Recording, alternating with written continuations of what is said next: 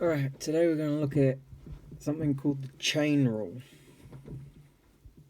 The chain rule is what we use to differentiate things called composite functions.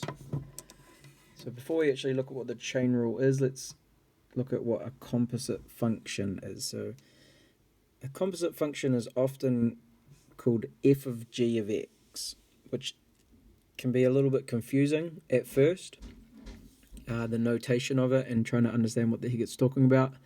Basically, prior to this, we've been looking at things called f of x, which is just x to the power of something, or a number with x to the power of something. So previously, we've been looking at things like f of x equals something like 3x squared, or f of x equals to 10x to the negative 2, or something like this. Composite function is when the x part is more than just x. So for example, here's our to the power of 8. Previously we'd just have x to the power of 8. Now we have 3x minus 2 to the power of 8. So in terms of this f and g of x, the f is usually described as the outer part of it. So that's going to be this power of 8. So if it was just f of x, it would be x to the power of 8. So what we'd say is the f part of this, or the f of x part of this, is x to the power of 8. The g of x part is this extra bit that is actually more than just x. So the g of x in this one is going to be 3x minus 2. So if it was just f of x, it would be x to the power of 8. But instead of it actually being x, it's f of g of x. So where the x is, we're going to actually put this whole g of x part, this 3x minus 2. So we're putting 3x minus 2 where that x is. So similarly for this one, it's pretty much the exact same thing. The middle part again is going to be our g of x. The f of x is going to be x to the power of 3. So you can imagine if it was just f of x, it would be x to the power of 3. But now we're actually going to have f of g of x, where g of x, we're going to put that where that x is, and that is actually 3x minus 1 minus 2x.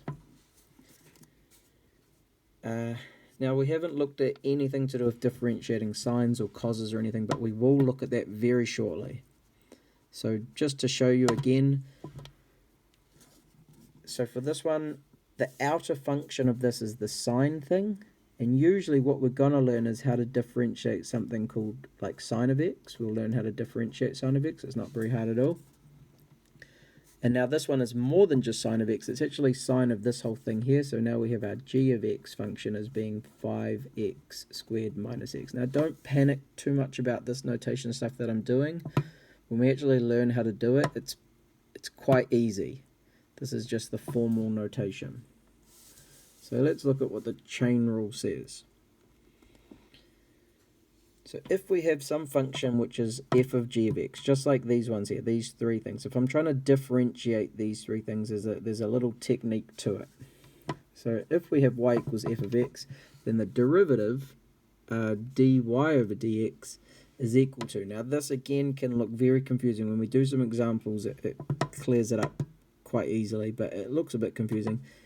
Basically what it says is we differentiate the f part, and leave the g of x as it is, and then we times it by, that dot means multiply by, differentiating the g of x part. Now this, trust me, it becomes very easy when we do a few examples. So let's do that. So, first example, we have this 2x plus 1 to the power of 4. Now if it just said x to the power of 4, that would be easy. So it's going to be similar to that. If it just said x to the power of 4 and we wanted to differentiate it, then we would go to 4x to the 3. That's easy. Now the problem is that it's not just x to the power of 4. It's this extra stuff here that's going to kind of complicate things a little bit. So when we differentiate this, dy over dx. The idea of this f dash of g of x part is basically just differentiating it, pretending it was like this. So we're going to get this 4, we're going to put it to the front, we're going to keep this exactly as it is at the moment and put the power of 3. So this is going to be my f dashed of g of x. It's going to be 4, 2x plus 1 to the power of 3. Now, very, very important, I leave the 2x plus 1 as it is. This part that I've done here is f dashed of g of x. I've differentiated the power, which is essentially my f of x, and left g of x exactly as it is. And now what I need to do is multiply this by g dashed of x. G of x is this inside stuff.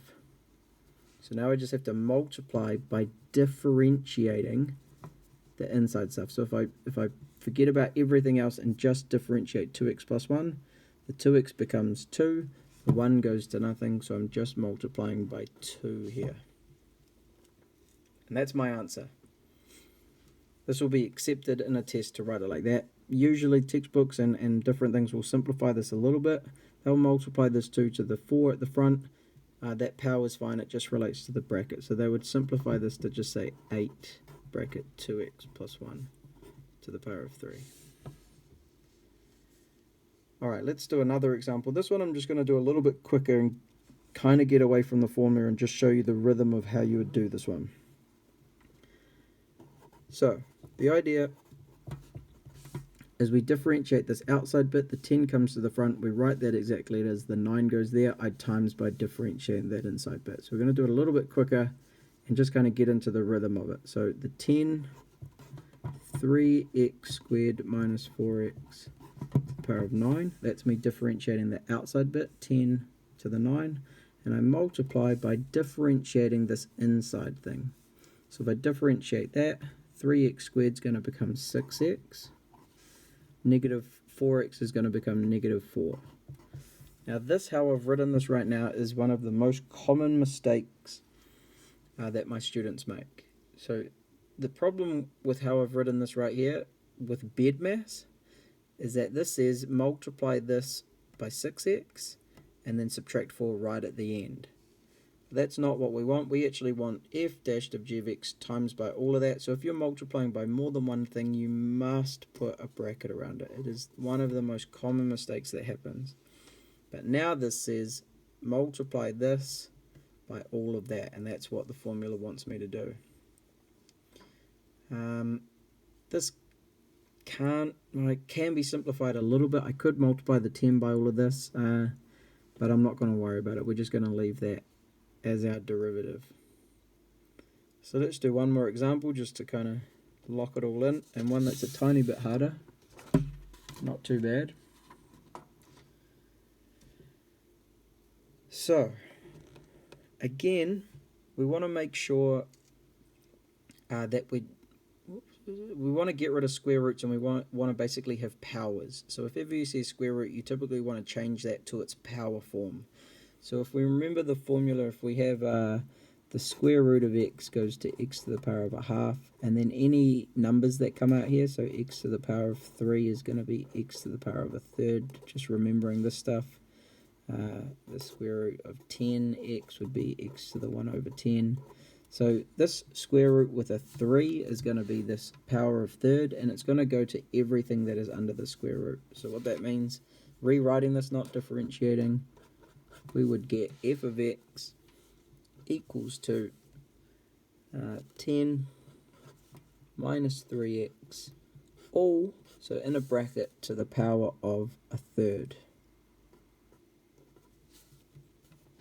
So that is us just rewriting the expression.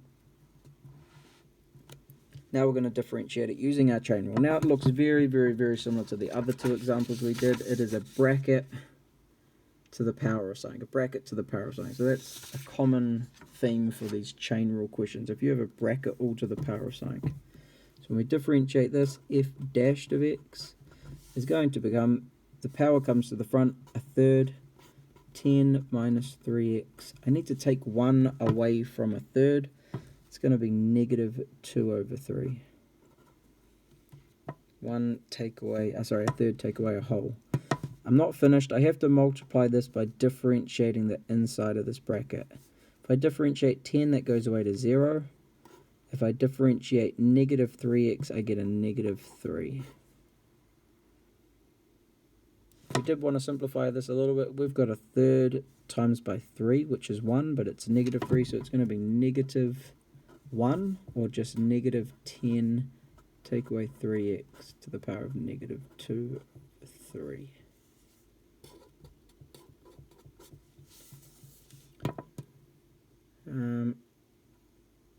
We could rewrite that in surd form with powers on the bottom. I will do it. I'll write it as it could be looking, but this would be accepted in an NCA exam. If you did want to simplify it, and like I said, quite often textbooks do go all the way to the most simplified version. So if I did want to rewrite this, the negative power puts it on the bottom, and this negative power is to that whole bracket, but not really to that negative 1. So I'm going to write it as negative 1 over 10 take away 3x to the power of positive 2 over 3. And then going back to our rules over here, remember if there was like a, the official formula looks like this. And if we write it like that, then we get the x to the n over m. The number that's with the surd creates the fraction. So in this case here, we're going from this format back to this format. The number on the bottom creates the surd, so we're going to rewrite this as negative 1 over, draw my square root sign, the 3 goes out here, 10 minus 3x stays in here, and that gets a power of 2. So the n stays with that stuff, the m goes outside, so the 3 went on the outside, the 2 stayed with that bracket. So again, you don't need to do this in a test situation, but quite often textbooks and websites will simplify all the way down to here. So this is the chain rule. Good luck.